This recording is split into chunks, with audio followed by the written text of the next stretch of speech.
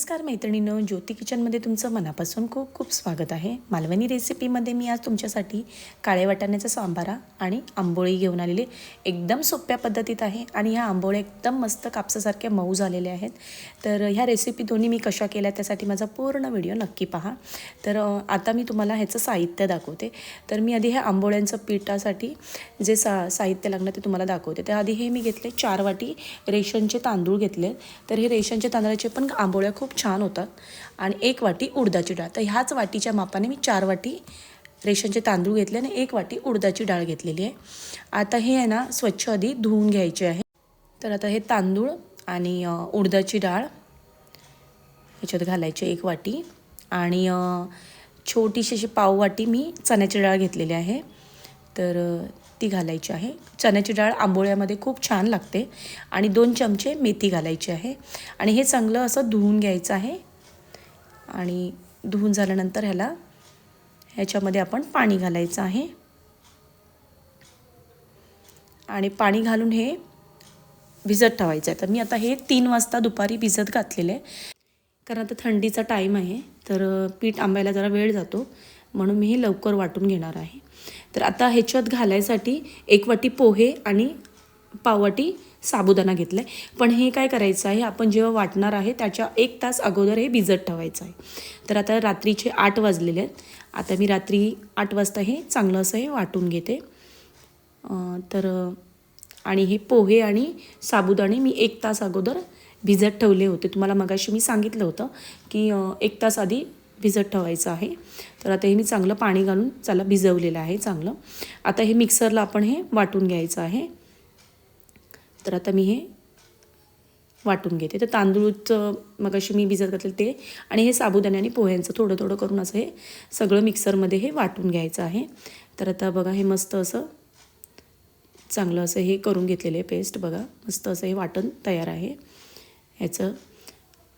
तर आता हे मी एका मोठ्या पातेल्यामध्ये काढून घेते. तर असं सगळं मी वाटून घेणार आहे. असं जाड वगैरे नाही, पण मीडियम ठेवायचं असतं जरा आंबोळ्यांना जास्तही बारीक करायचं नाही आणि हे पण नाही, जरा करकरीत थोडंसं असलं तर आंबोळ्या तुमचे खूप छान होतात अजून. आणि असं करून मी सगळं ह्याचं मी पीठ तयार करून घेतलं आहे, बॅटर तयार करून घेतलं आहे. आणि एकदा त्याला चांगलं ना असं चमच्याने हलवून घ्यायचं आहे. आता ह्याच्यामध्ये मी काही नाही, फक्त 1-2 चमचे आपल्याला तेल घालायचं आहे. काही घालायचं नाही, फक्त 2 चमचे तेल घातलेलं आहे. आणि हे मी चांगलं हे तयार करून घेतलं. तर आता मी तुम्हाला दाखवते, कारण आता थंडीचा टाईम आहे त्यामुळे पीठ आंबायला वेळ जातो. तर आता हे मी बघा असं एक कापड घेतलं आहे, टॉवेल घेतलं आहे आणि त्याच्यावर परात ठेवली, म्हणजे जर पीठ जास्त वर गेला तर ते खाली ह्या प्लेटीमध्ये पडू शकेल. आणि हे चांगलं असं आता आपण झाकून ठेवून द्यायचं आहे. रात्रभर झाकून ठेवून द्यायचं आहे. आणि सकाळी तुम्हाला जेव्हा करायचं आहे 7, 7:30, 8 वाजे पण तुम्ही कधीही करू शकता. तोपर्यंत हे पीठ आरामशीर आंबलं जातं. आणि मस्त असं हे काही त्याला करायची गरज नाही आहे. बघा मस्त असं पीठ बघा मस्त असं वर आलेलं आहे छानपैकी. आणि कलरही सुंदर असा पांढरा शुभ्र असा कलर आलेला आहे.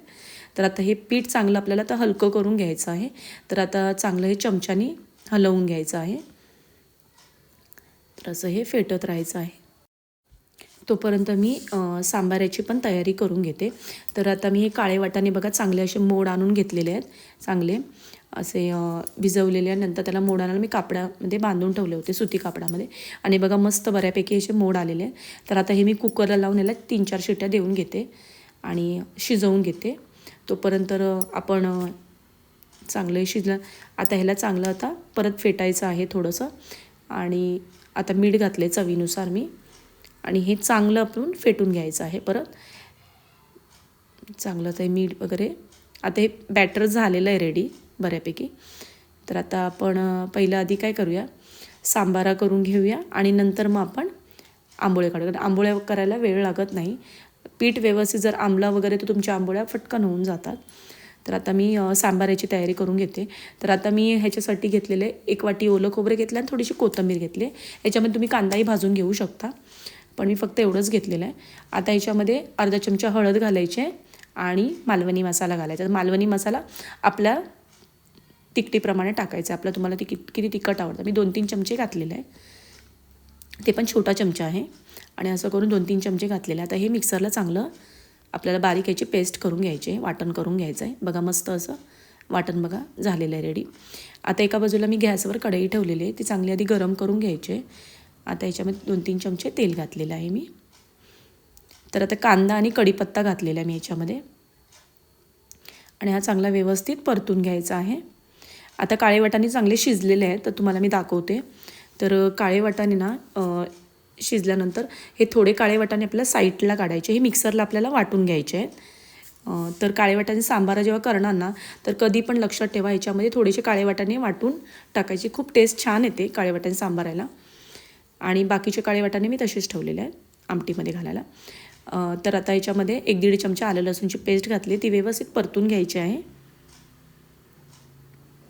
आता याच्यामध्ये एक बारीक चिरलेला मी टोमॅटो घालते, तो सुद्धा व्यवस्थित परतून घ्यायचा आहे. तर आता हे सगळं आता व्यवस्थित परतून झाल्यानंतर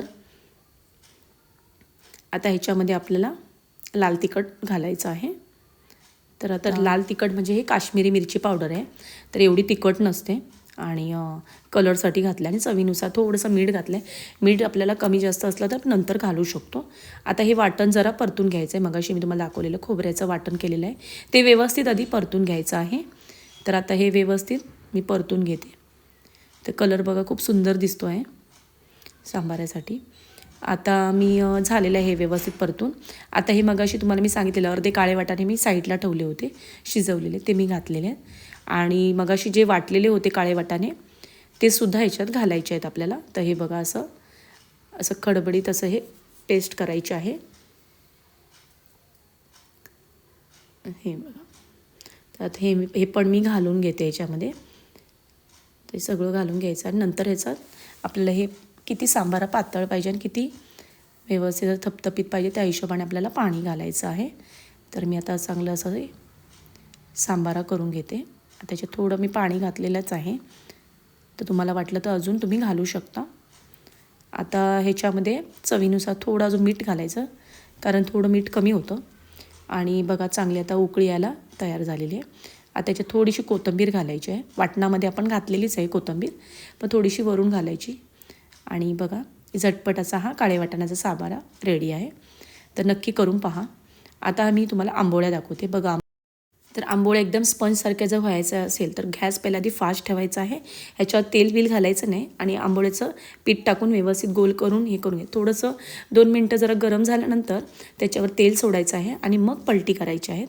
तर बघा मस्त असे सुटलेले आहेत छानपैकी. असं दुसऱ्या बाजूनही 2 मिनटं भाजून घ्यायचं आहे. 2 म्हणजे थोडंसंच लागतं, टाईम जास्त लागत नाही आंबोळ्या भाजायला.